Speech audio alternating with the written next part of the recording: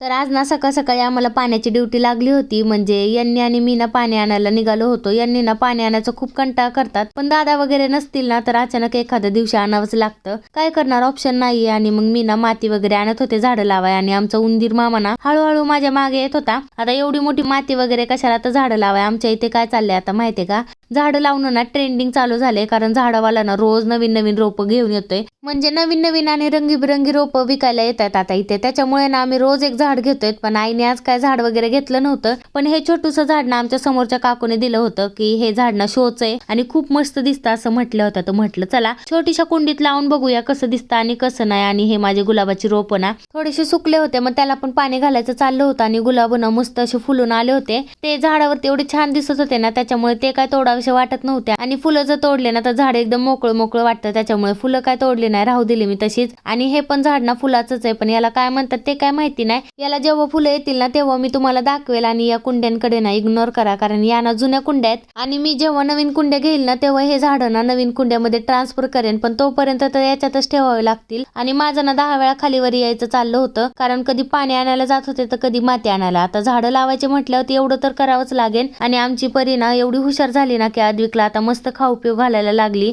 मस्त तो पण तिच्या समोर जाऊन बसतो चार म्हणून. आणि आमच्या अद्विकने ना मस्त त्याच्या पप्पाचं टी शर्ट घातलं होतं, पण व्हिडिओ कशी काढती म्हणून रडत होता. आणि तुम्ही म्हणत असाल अचानक कुठे निघाली, तर आमच्या घरातला ना अचानक असा सिलेंडर संपला, त्याच्यामुळे आम्हाला ना अचानकच जावं लागलं. मग आम्ही ना गेलो होतो आमच्या जुन्या घरी सिलेंडर आणायला. मग आमच्या अद्विकची नाही ते लुडबुड चालली होती की मला उचलून घ्या म्हणून, पण त्यांनी सिलेंडर घेतील का याला घेतील. मग मीच त्याला वरती आणलं. आणि मग घरी आल्यानंतर मस्त मी असं चपचप तेल लावलं आणि मस्त केस विचारले. तर असा होता माझा आजचा दिवस. चला बाय.